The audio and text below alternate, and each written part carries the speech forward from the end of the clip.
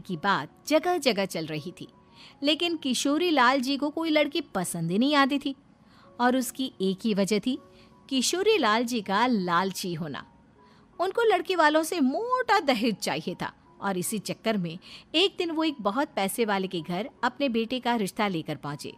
उस आदमी का नाम था ओम प्रकाश। देखिए किशोरी लाल जी, मेरी एक ही बेटी है और मेरी सारी संपत्ति जायदाद सब कुछ मेरी बेटी नैना का ही है। पापा, नाम से लगता है बहुत खूबसूरत होगी। कितना अच्छा नाम है ना, नैना। ओ, वैसे बात तो सही है आपकी। अब इतना पैसा है, जमीन जायदाद है, इकलौती बेटी, आप भी क्या करेंगे? सब कुछ उसे ही देंगे ना। बिल्कुल ठीक पहचाना आपने। बस बेटी की शादी और सारी जायदाद उसके नाम। पापा, बिना देखे हाँ कर दीजिए ना। इतना अच्छा रिश्ता फिर कहाँ मिलेगा? माला माल हो जाएंगे हम। मैं अपनी बेटी को बुलाता हूँ। अरे नहीं नहीं नहीं नहीं, आपकी बेटी का नाम नैना है, सुनकर ही लगता है बहुत सुंदर होगी। रहने दीजिए अंकल, मैं तो आपकी बेटी के नाम से ही इतना खुश हो गया हूँ कि उसे बिना देखे शादी करने को तैयार हूँ। अब तो मैं उसका चेहरा सीधे शादी के बाद ही देखूंगा। और इस तरह राघव नैना का चेहरा नहीं देखता और उससे शादी कर लेता है। शादी के बाद अपनी सुहाग रात पर जब राघव नैना का घूंघट उठाकर देखता है तो नैना की आंखें बंद थी। कितनी खूबसूरत हो तुम नैना, जरा अपनी आंखें खोलकर मेरी तरफ देखो तो सही। नहीं, मुझे शर्म आती है। अरे, मैंने तुम्हें शादी से पहले भी नहीं देखा, और अब अगर तुम आंखें खोलकर मुझे देखोगी भी नहीं तो मुझे अच्छा कैसे लगेगा? इससे पहले कि नैना अपनी आंखें खोलकर राघव की तरफ देखती, अचानक से लाइट चली गई और राघव नैना को पूरी तरह से देख भी नहीं पाया। अगली सुबह नैना राघव के लिए नाश्ता बनाकर लेकर आई। अरे ये क्या, आधा पराठा सेका हुआ है और आधा बिल्कुल कच्चा। ये तुमने क्या किया नैना? बहू, तुमने क्या आधा पराठा तवे से नीचे लटका कर रखा था, जो आधा सेका है और आधा कच्चा? मुझे जितना दिखेगा उतना ही तो सीखूंगी ना पापा जी। जहाँ जहाँ मुझे नजर आ रहा था वहाँ मैंने सीख लिया, जहाँ जहाँ नहीं दिखा वहाँ कच्चा रह गया होगा। इसका क्या मतलब है? ये कैसा मजाक कर रही है तुम? अरे बहू, तुमने इतना लंबा घूंघट क्यों लगाया हुआ है? देखो, हमारे घर में बहुओं को बेटी की तरह रखा जाता है, और फिर तुम तो इतना सारा माल लेकर आई हो। देखो, ये घूंघट डालकर रखने की कोई ज़रूरत नहीं है। हाँ नैना, पापा जी ठीक कह रहे हैं, तुम तो आराम से रहो, अपना ही घर समझो। नैना अचानक से अपना घूंघट उठा लेती है। अरे ये क्या पापा, नैना की तो एक आंख फूटी हुई है। नाम से नैना, लेकिन ये तो कानी बहू निकली। मेरे साथ धोखा हुआ है, धोखा। बिना दिखाए अपनी कानी लड़की मेरे संग ब्याह दी। मुझे कानी बीवी नहीं चाहिए। मुझे अभी ओम प्रकाश जी से बात करनी पड़ेगी। आखिर उन्होंने मेरे साथ ऐसा किया क्यों? अरे, आप लोगों ने ही तो पापा से कहा था कि आप लोग शादी से पहले मुझे देखना नहीं चाहते। अब मेरे पापा पर क्यों इल्जाम लगा रहे हैं? अरे लेकिन उन्हें बताना तो चाहिए था ना कि तुम कानी हो, एक आंख से तुम्हें दिखाई नहीं देता। किशोरी लाल और राघव नाराज होकर ओम प्रकाश को अपने घर बुलाते हैं। पापा जी, ये आपने क्या किया?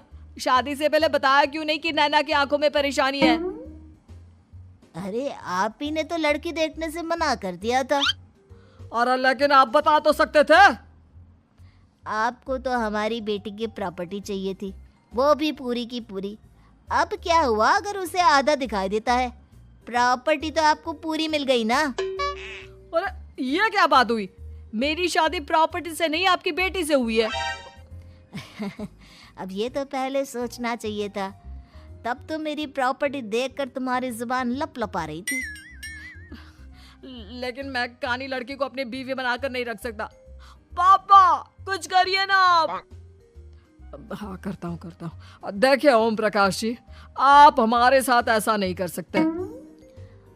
और तुम देखो, अगर तुमने मेरी बेटी से शादी तोड़ी ना तो जो भी प्रॉपर्टी मैंने तुम्हें दी है वो तो पूरी की पूरी वापस ले ही लूँगा और आधी प्रॉपर्टी तुम्हारी भी लूँगा।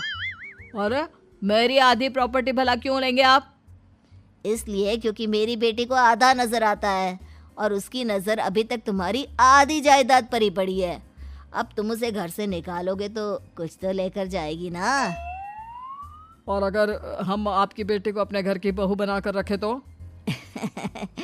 तो तुम्हारी पूरी प्रॉपर्टी तुम्हारी ही रहेगी और जो मैंने तुम्हें दिया है ना उसमें से बस मैं आधा लेकर जाऊंगा। अरे लेकिन अब आप अपनी दी हुई प्रॉपर्टी में से आधी वापस क्यों लेकर जाएंगे? अगर मैं आपकी बेटी को अपनी पत्नी बनाकर रखने को तैयार हूं तो? इसलिए ताकि भविष्य में अगर तुम मेरी बेटी को धोखा दो तो उसके पास कुछ तो रहे जो पति का हो। वैसे मेरे पास तो बहुत कुछ है लेकिन अपने पति की कोई निशानी तो उसके पास होनी चाहिए ना। अब अगर तुमने मेरी बेटी को कानी कहा तो तुम्हें प्रॉपर्टी भी कानी ही मिलेगी, पूरी नहीं। जमाए राजा। किशोरी लाल और राघव समझ चुके थे कि वो बुरी तरह फंस चुके हैं और अब उनके पास वहां से निकलने का कोई चारा नहीं है। अब समझ में आया ना, लालच बुरी बला होती है। एक तो तुम्हें प्रॉपर्टी मिली, ऊपर से बीवी मिली, उसमें तुम्हें नखरे भी दिखाने हैं। आए बड़े, चुपचाप बैठो दोनों।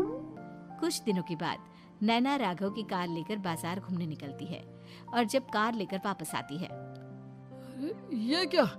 एक तरफ से मेरी गाड़ी पूरी खराब हो चुकी है।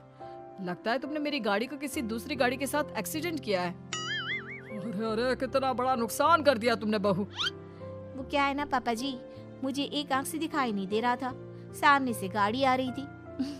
मुझे तो सिर्फ आधा ही दिखाई दिया और वो गाड़ी मेरी कार से रगड़ते हुए निकल गई। अब मैं क्या करूं बताओ? आप इसे ठीक कराने के पैसे कौन देगा? तुम्हारे पापा। तुमने मुझसे इस तरह से बात की? अभी रुको। नैना राघव की शिकायत ओम प्रकाश को कर देती है। देखो राघव, अब जो मेरी आधी प्रॉपर्टी तुम्हारे पास थी ना उसमें से आधी और मैं लेकर जाऊंगा क्योंकि तुमने मेरी बेटी को डांटा। अरे नहीं नहीं पापा जी, गलती हो गई, माफ कर दो। गलती की तो कोई गुंजाइश ही नहीं। अगली बार मेरी बेटी को डांटा तो बची हुई आधी में से आधी और ले जाऊंगा।